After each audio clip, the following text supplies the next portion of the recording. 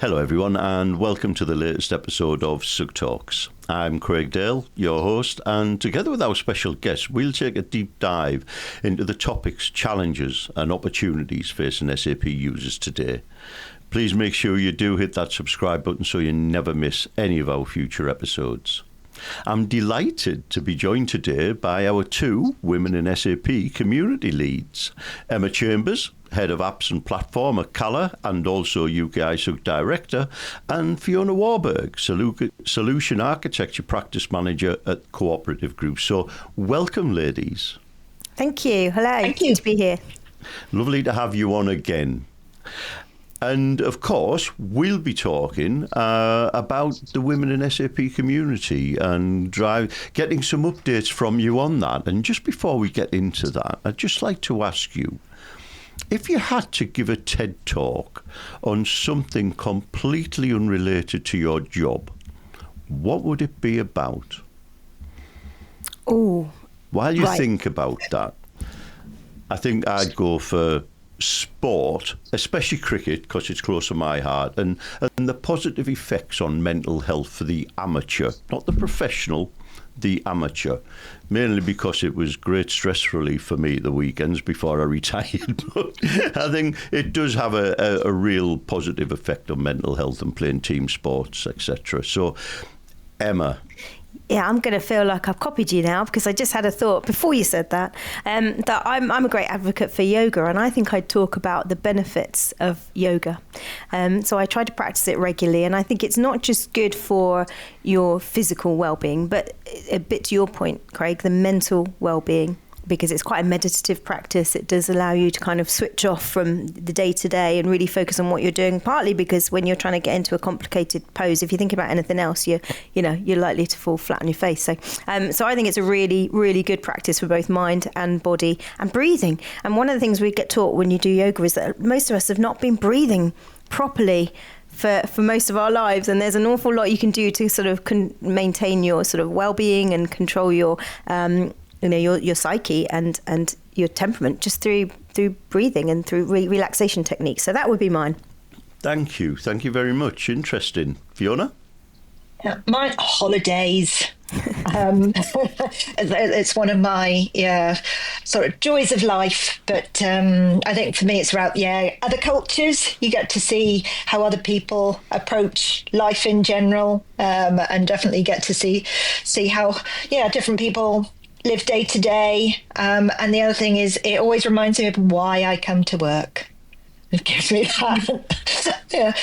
that, that motivation. Not that it's all about going on holiday, but it really does help me day to day in work.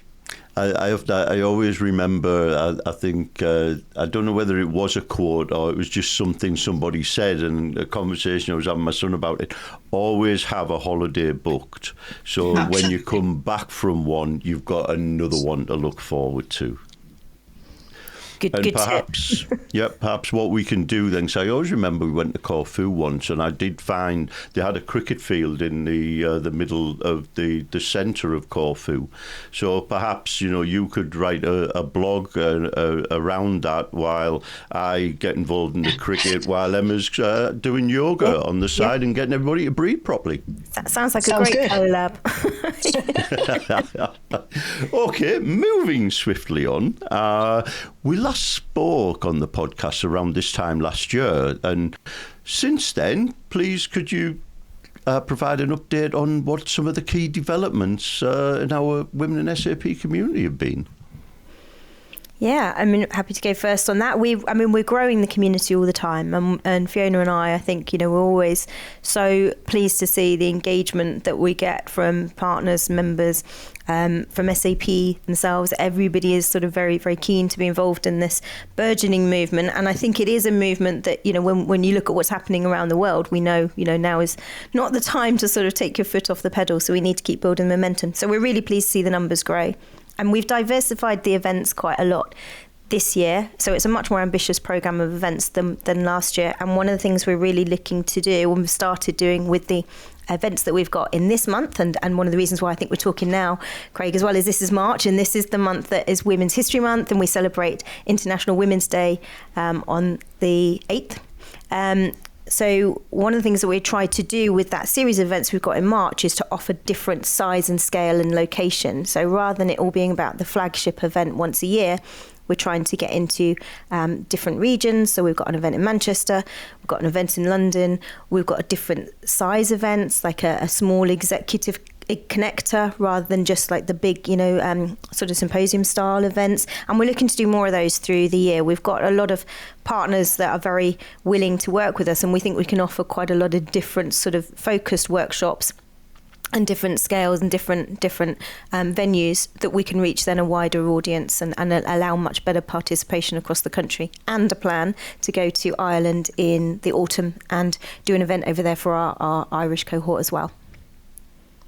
And I think for me, one of the things, I guess a highlight since we spoke this time last year is we held our main event at the Google offices in London, and we had both Helen, and now I'm terrible pronouncing, Kalinsky, who's the Google MD, and Layla Remain, who'd literally just taken up the MD role for the UK, and they came and presented a session each at our event, and we had 100 odd people turn up, and it's just a good, a lovely feeling, a feel good event. Everybody came away, you were sort of just feeling, I guess, motivated and inspired. It was an excellent event, and as Fiona says, participation was fantastic, both from the audience and from our speakers. We had such a broad range of speakers, and it was great to have Layla there when she had literally just taken up the mantle, as you said, Fiona, and to get her in front of the women in SAP community was a really impactful moment, actually. So we're planning to do, obviously, another flagship event like that this year, and hopefully that will also be equally as engaging for people. Oh, fantastic. It's great to hear that the community continues to grow and thrive and diversify into different areas. And you were both involved in UKISUG Connect again last year. And what were the highlights for you from a Women in SAP perspective at Connect? For me personally, it's the number of people that came up and talked about one offering, what can I do to help? I think it's a great, I say a cause. So sounds a little bit too big for this, but that what we're doing, what we're trying to achieve. So for me, it was that connection with people, and also seeing Layla up on stage again as MD with a keynote session, and actually our own Emma on stage as well, presenting. Yes. Introducing. Yeah, enjoy that. And when we're looking at representation at Connect, because we've long had this sort of mission to try to improve the numbers of women attending Connect and also women speaking at Connect, because it is such a high profile event, and that's where we've got a real opportunity to make a difference for representation and make women really visible on that very high profile stage. So we had a third of the sessions at Connect last year featured female speakers, and also a record number of registrations from women to attend. And I think there were a number of things that the UKISUG team did to enable that. And we had programs like we would reach out to people if they were travelling on their own. We know this isn't an issue that is specific just to women, but it can be one of the reasons they cite as, not necessarily wanting to come to the event or come to the social event, which can be quite daunting if you go to something like SUGFest in the evening, which is brilliant fun. But if you've never met anybody before and you're walking into a social event without the structure of the sessions and the booths that you can walk up to, it can be a little bit harder for people. So we had this buddying session. We had a specific Women in SAP one on the Women in SAP stand on the Monday, so that people who were there on their own could just come and connect with others and make some of those relationships, so they'd have somebody there that they could meet before the event and not necessarily come in on their own. So a number of things I think helped to increase that representation. But it was fantastic to see that we had a record number of registrations, and hopefully that will just go up and up year on year. Well, that's certainly the aim, and I think, on your point there on especially lone attendees, we do try to do quite a bit pre-event to bring them together, to try and spark relationships if we can beforehand, so then don't feel quite as alone. And like you say, the things you did at the event as well, to add on top of that, hopefully makes the experience so much better for everybody. And I think, back to that numbers, it's good to see those numbers, and I feel we still have increases to make. I still want us to continue to push and to grow, and hopefully, if you like, using that, that funnel of women in SAP to build up and utilising the community, and hopefully driving the confidence in our female members to speak at events more, to attend events more, and drive that through to Connect, the real showcase event of the year, is absolutely fantastic. We know our community, but we don't know yours yet. Why not share the benefits of your UKISUG membership with those who don't know about us? The UKISUG referral scheme rewards you for helping to grow and develop our community. You can check out the link in the description to find out more about how you can get involved. Terms and conditions apply. We hope you enjoy the rest of the podcast. Staying on Connect, Conor Radin, UKISUG Chair, touched on the aspirations of the board and the importance of increasing diversity in his keynote. Well, what are your thoughts on the steps being taken to promote greater diversity at leadership levels in organisations, I suppose from a UK and Ireland, but also even a global perspective? It's a bit of a concerning time, isn't it? Because what we've seen, particularly across the pond in recent months, is that there are attempts to roll back on DE&I initiatives from some large organisations, and there is definitely a sense that we are far from done with trying to reach parity and equity, not just in gender diversity, but in all kinds of aspects of diversity. When you're looking at leadership, when you're looking at boards. When we're looking at panels. So it's a little bit depressing to see, but also heartening that some organisations are pushing back. So Apple was one that voted down, the shareholders voted to maintain the DE&I initiatives. And in this country, I'm talking to a lot of people who are they're not even having the debate, actually. It gets surfaced and then they say, why would we do that? We want to keep those principles are there for a strong reason. And they're not just, obviously, as we talk about many times, they're not just to support the individuals and to give them, promotion or a better pathway. It's because diversity is essential for organisations to perform. It's not a nice to have, it's a must have. So, it's not just altruistic reasons, there are really good commercial reasons and economic reasons for doing it. I think where we're struggling a little bit is we're all kind of walking a bit of a pathway between proactive affirmative action, and that's the theme of International Women's Day this year. It's Accelerate Action.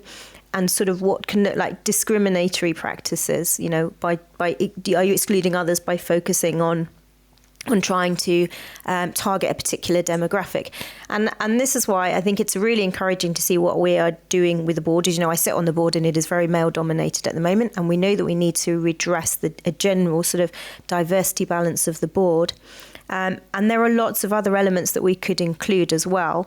But when it comes to the women's community, we have a very very evident opportunity, because we've got a really strong community of women that are already engaged with the community, with the events, who are familiar with UKISUG, who are advocates for UKISUG. And so it is such an untapped resource there to be able to promote more diversity through the leadership of the organisation and through the board. So it was really encouraging, Conor making that public statement. And we've done a lot to encourage women through the Women in SAP community and through that network to put themselves forward and apply for the board as well. So, I think a lot of it is about encouragement, communication, making sure that women and other underrepresented groups know that there is a place for them, and their input and their contribution will be valued on the board. And I think, Conor is doing a really good job of that. Yeah, and for me, I just echo Emma's statements, particularly when it comes to what we're seeing across the pond. But you say it to some degree, it gives the motivation to double down here. And, actually, working for the co-op, I had a female CEO, female CFO, and actually the CEO has been assuring the people that work for the co-op, we are absolutely, almost 200% behind this. We're not backing down on what we're doing. And it is heartening to see and hear. The other thing to me is seeing Connor get up and talk about the commitment, that to me, true allyship. And it really does help push forward as much as Emma and I can do. There is an element we need our male allies to be there supporting and pushing as well. And it's, again, I would hesitate to say that, without Connor's leadership in this space, would we have got so far with that statement? I'm not 100% sure. But it was great to see. It's the tangible action that's difficult, isn't it, for every organisation? Because particularly in March, as we know, a lot of organisations talk a lot about International Women's Day, and they talk about steps to achieve parity. And we know we're a long way off from having the job done. Otherwise, we wouldn't have these communities. We wouldn't be having the conversation. But it is really hard to get, the narrative to translate into real tangible actions. That's the difficulty for every organisation, and there are lots of barriers to that. But we always talk at our Women in SAP community events and a lot of tangible things that we think organisations can do. It's not, for example, just about saying, well, we've got home working now, so that should enable a lot of women to work in the way that they couldn't before because they're doing a lot of the unpaid labour at home. And some of it is about positioning these policies as not being there for women, but there for the workforce, therefore family-friendly, individual-friendly, workforce-friendly. And some of it is about bringing in sort of logistical changes that can help to promote all sorts of people to come to work, come back to work, change careers, join the tech industry. And we talked about things like when we start our events, when we start our Women in SAP events, we tend to pick a 10 a.m. start just because we know that, women are likely to be doing a school run. And so, would we want to preclude people from being able to get to the events? But we have to look at the way that we sort of, provide workspaces for people, the way that we remunerate people, all of these things. There are some quite logistical measures that you can make that will help to increase your diverse workforce because they appeal to people with different backgrounds, different home setups, different approaches to learning, different approaches to work, etc. And I think that's the conversation that has to keep going. Yes. You mentioned earlier our flagship Women in SAP event, and this year it's focused on the Broken Rung in leadership, particularly for women in tech. Could you explain what the Broken Rung refers to and why it's such a critical issue? So the broken rung is that last step that women need to take to get to, let's say, the top table. So, C-suite, for example, the top levels of leadership. And what happens is that you tend to find that, particularly nowadays, gender parity seems to be quite evident at the lower levels, or it's definitely getting better at lower levels. A lot of graduate schemes, for example, now, organisations will tout, we're 50-50. And what happens, though, is that women tend to leave at a more accelerated rate than men, particularly in tech roles, particularly in the tech sector. The average age for women leaving a tech role is 35. And there are lots of factors that contribute to it. One is childbirth. So if they have children, if they have a family, they may leave sooner. There's also a bit of a tendency for senior level tiers to be quite well populated with women, but that doesn't necessarily translate to them sort of making that last step to C-suite. Some of it's to do with when they get to, a lot of women will reach the peak of their career, their most challenging roles at the same time as they hit the menopause, for example.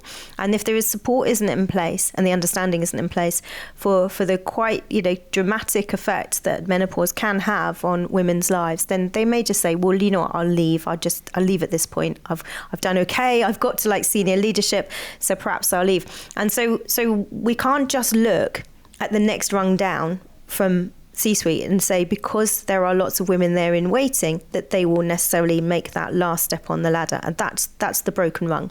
And that's what we're going to focus on, talking about the various reasons for that. What can we do? What can organisations do? And what can individuals do to tackle that challenge? Oh, thank you. And so you mentioned International Women's Day and the kind of the theme of accelerate action.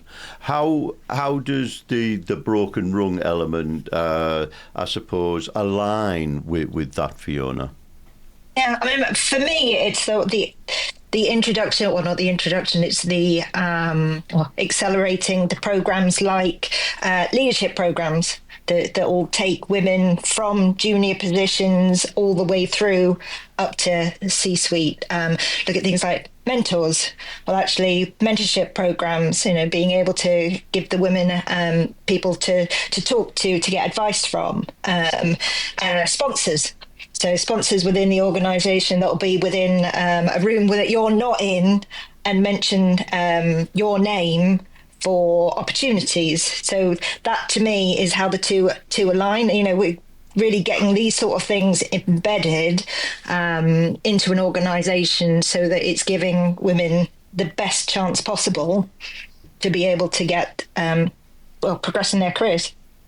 And the reason we talk about accelerating action is because when we look at the rate of change, if it were left to organic development, organic evolution, we just would never get there. I think we're looking at sort of decades and decades still to try and reach parity. And it's not just parity in sort of, women being in the roles, but it's also in their earning. It's the gender pay gap. It's the gender pensions gap, which is also significant in this country. And I think we're even lagging behind Europe as well in that. So that's why it's talking about what are the interventions and the accelerations that we need to do rather than just leave it to organic growth. And that's kind of what's behind that theme.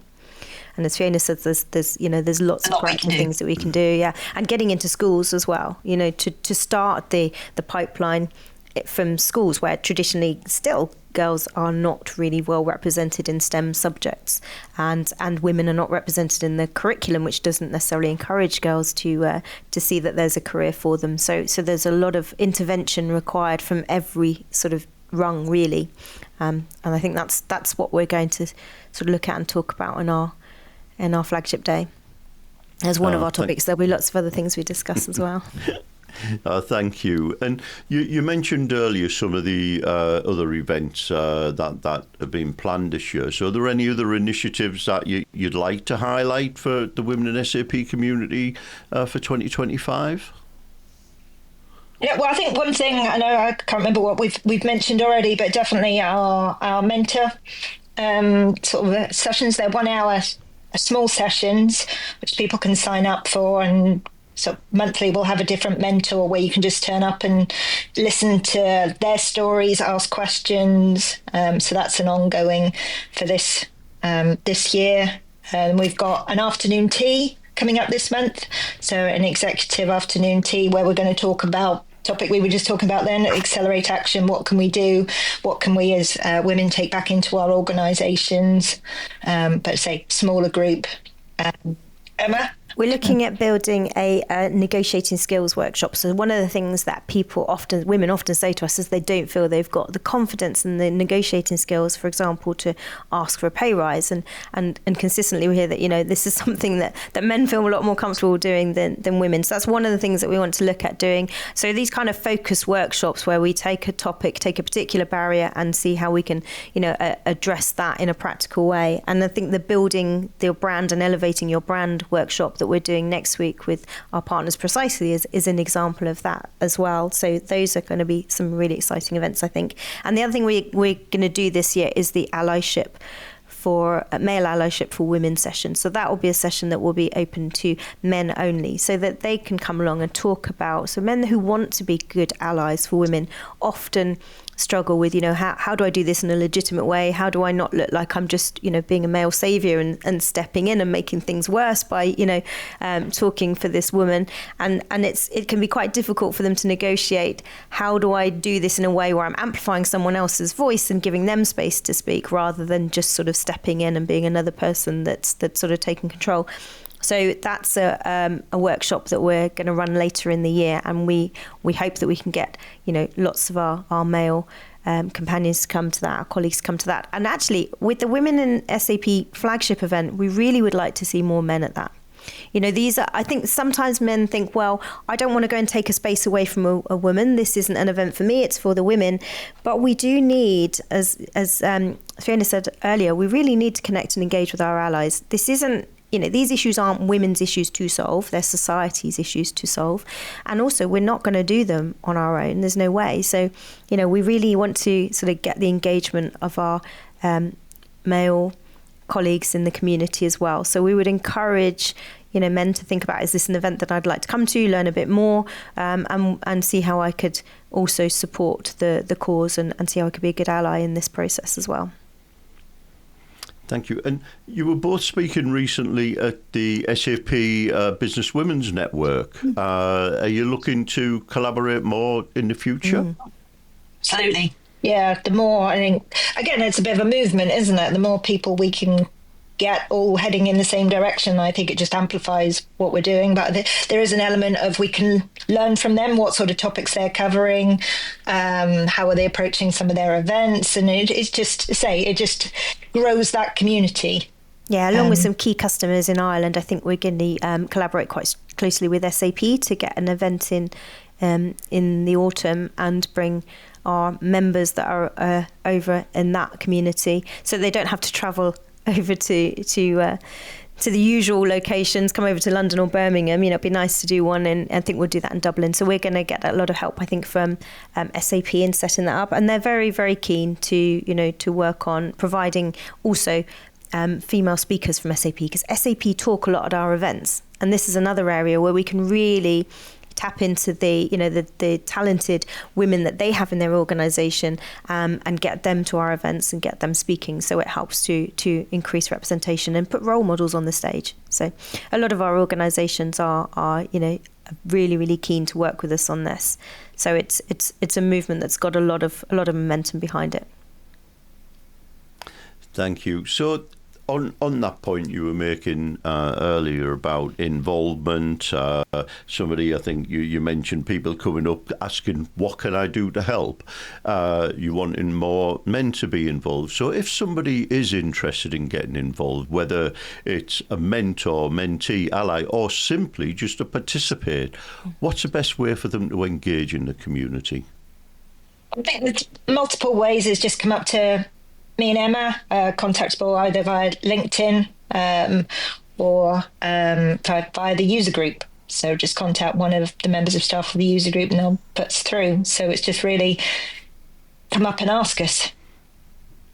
Yeah, and the user group, the team are very good as well at fielding requests and forwarding them on to Fiona and myself, and I think the other thing we can ask people to do is within their own organisations, and this is a plea to the men as well, when they're thinking about participation, think about both attendees and think about the speakers that they're putting forward, and look back into their own organisations and say, well, instead of bringing 4 men, can I bring 2 men, 2 women? Or, if I'm putting forward a panel of speakers, is there a female speaker that I can get from my organisation? Because we often find when we go back and we ask, they go, oh yeah, there is somebody that I hadn't really thought about them when I was putting this together. But of course, there is somebody who can talk.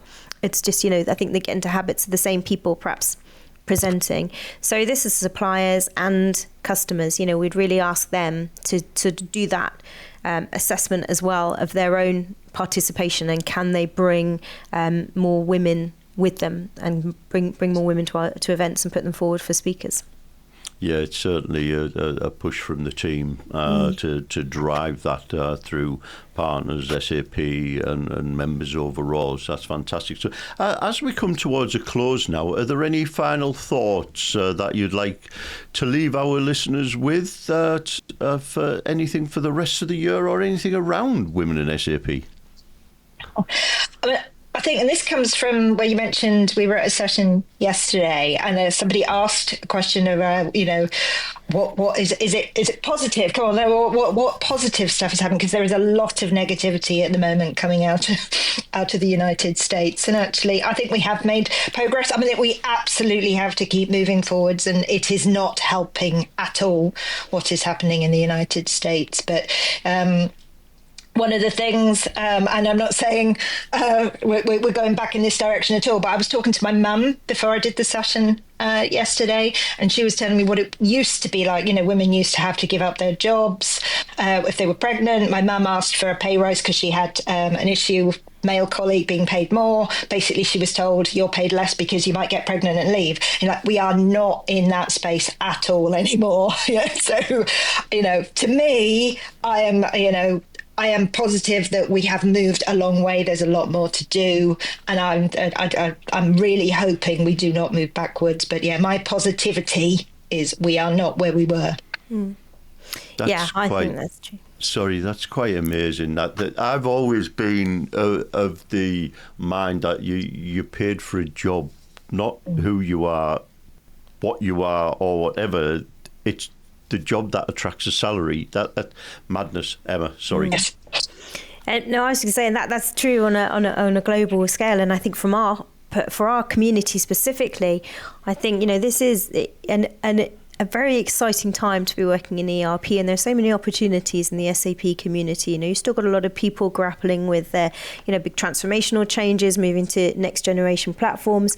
There's a whole burgeoning discipline all around how we manage AI, how we manage the ethics of AI. There are so many opportunities for really sustainable careers in ERP, and there's a huge untapped resource out there because women and other underserved groups are so underrepresented, and it's not just new talent, it's not just young school leavers, it's career changers, people who might have taken time off and are looking for a change in career. And I think the more that we can do through this community and through our networks that we're allied with to promote that to people, to say there is a career for you here, there's space for you here, then it can only be better for everybody. And to say not just the people that are looking for those careers, but also for the organisations to be able to sustain our own growth, and to be able to keep pressing forward and being fit for the future. So I think that there's just a huge opportunity.